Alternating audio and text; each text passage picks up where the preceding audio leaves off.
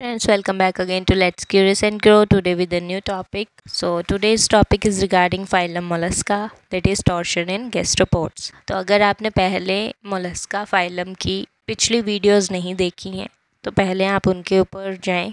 पहले आप general characters से स्टार्ट करें, उसके बाद they will come to the classifications of this particular phylum. उसके बाद थर्डली आप इस पोर्शन पे स्विच करें, that is torsion in gastropods. क्योंकि अगर आप डायरेक्टली टॉर्शन में आ जाएंगे तो आपको पीछे की कोई भी कहानी समझ नहीं आएगी। बेसिकली आप वर्ड्स को कनेक्ट नहीं कर पाएंगे। So let's start without wasting any time.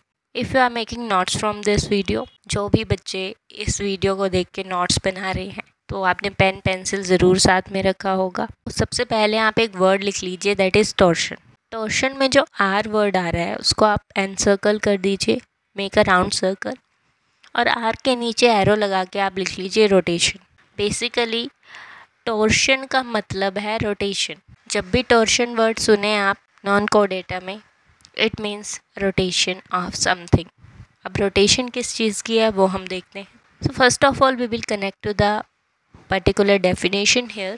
That torsion may be defined as the aziomorphic character or trait of evolutionary process that is basically present in the larval gastropods of this particular phylum, where the visceral pallium of body is rotated anti-clockwise through 180 degree from its original position on head-foot complex, arising the symmetry in visceral organs, formation and position. Simple और main words की अगर बात करें तो phylum Mollusca के gastropods में जो body होती है, जो विसरल पेलियम होता है, वो एंटी क्लॉकवाइज घूम जाता है 180 डिग्री तक अपनी ओरिजिनल पोजीशन से और हेड फुट कॉम्प्लेक्स बना देता है, जिसकी वजह से बॉडी में एसिमेट्री आ जाती है और विसरल ऑर्गन्स की फॉर्मेशन और पोजीशन एसिमेट्रिकल पोर्शन में हो जाती है। That is basically torsion. Okay, चलिए अब बात करते हैं जो बॉडी प्लान है मोलस्का का। एक जनरलाइज बॉडी जो दिखती है मोलस्कन्स की वो कैसे होती है। Basically you can take screenshot of this particular image that is showing in front of your screen. वैसे पिछली वीडियोस में भी ये डायग्राम आपने देखी थी, that is same basically. So torsion एक तरह का ऐसा फिनोमिनन है जो एम्ब्रियो की जब फॉर्मेशन हो रही होती है, means when it is in the larval stage up to adult stage, वो चीज़ टॉर्शन करती है। टॉर्शन में हमने बेसिकली देखा कि जो विसरोपेलियम है वो रोटेशन करता है in anti clockwise manner through 180 degree अपनी इनिशियल पोजीशन से और एक हेड फुट कॉम्प्लेक्स बनाता है। हेड फुट कॉम्प्लेक्स का मतलब है सर और पैरों का एक कॉम्प्लेक्स जॉइंट बना देता है, कनेक्टिविटी बना देता है। जो कॉन्ट्रैक्शन होती है लार्वल रिट्रैक्टर मसल्स की वो 90 डिग्री तक होती है रोटेशन में। उसके बाद जो ग्रोथ होती है बॉडी टिश्यूज़ की वो रेस्ट 90 डिग्री तक होती है। तो बेसिकली ये दोनों रोटेशंस हैं, फर्स्ट रिट्रैक्टर मसल्स की और सेकंड बॉडी टिश्यूज़ की। तो ये दोनों 90-90 होती हैं। दैट इज़ अगर इन दोनों का सम करें तो दैट इज़ 180 डिग्री ईच। जो साइट होती है ये बनती कहाँ है, हेड फुट कॉम्प्लेक्स जो है इसके बनने का जो पोजीशन है इन चीज़ों की वो है हेड फुट कॉम्प्लेक्स के जस्ट पीछे, behind the head foot complex. अब ये बनने के लिए टाइम कितना लगता है, ये बहुत फास्ट कंप्लीट होती है देखा जाए तो। It may takes only 2 to 3 minutes to few hours or few days, not taking months, not taking years. It is completed in 2 to 3 minutes or few hours or some of the days.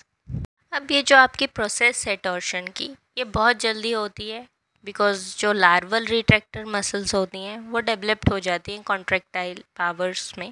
तो ये 2 stages में होती हैं basically. First जो involvement रहती है वो 90 degree rotation में रहती है क्योंकि ये मसल्स कॉन्ट्रैक्ट करती हैं और इनके कॉन्ट्रैक्शन से होता क्या है कि जो मेंटल कैविटी है वो अपनी ओरिजिनल पोजीशन इसकी पोस्टीरियर एंड पे थी, स्टार्टिंग एंड पे थी, वो एंटीरियर पोर्शन पे चली जाएगी। जो पीछे का हिस्सा है वो आगे आ जाता है, that is the posterior to anterior end it is shifted to 90 degree. Second जो चेंजेस आएगा वो डिफरेंशियल ग्रोथ जो बची होगी बॉडी के अदर पार्ट्स की वो अगेन 90 डिग्री की रोटेशन कर लेगी। ये आप कुछ एक इमेज देखिए, that is the stage of torsion one pre torsional stage.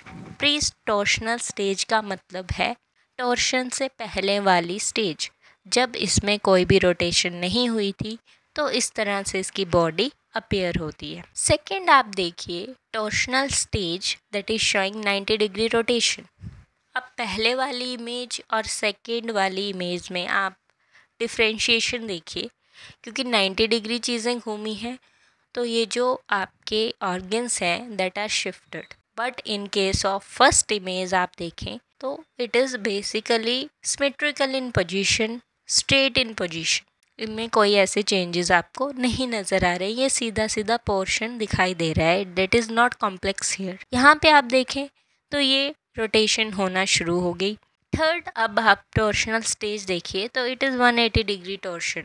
ये पूरी की पूरी रोटेशन 180 डिग्री तक आ गई।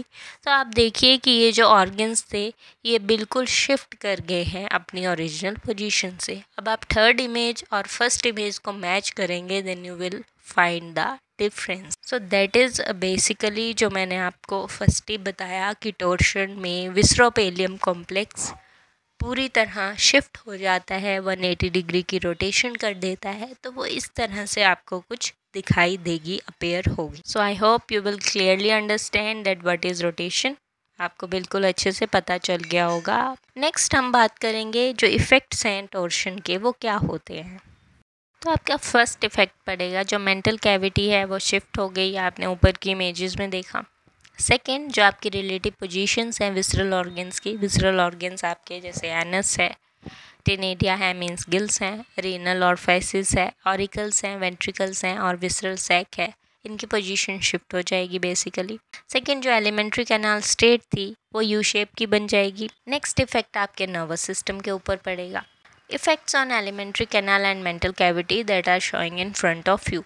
आई will basically use the green highlighted portion here, जिससे आपको कम्प्लीटली पता चल पाए कि एनस मेंटल फुट कैविटी के बीच में आप डिफ्रेंशिएशन कर पाए। तो जो एनस है और जो मेंटल कैविटी है वो बेसिकली आप अगर थर्ड पिक्चर में देखें तो ये बेसिकली यू शेप की बन गई है, इसमें एक जो लूप है वो आ गई। सो इट मीन्स जो मैकेनिज्म इन्वॉल्व हुआ है टॉर्शन में वो रिमार्केबल है, क्योंकि इसका डायरेक्ट इम्पैक्ट की मेंटल कैविटी की पोजीशन पे पड़ रहा है, वो चेंज हो रही है।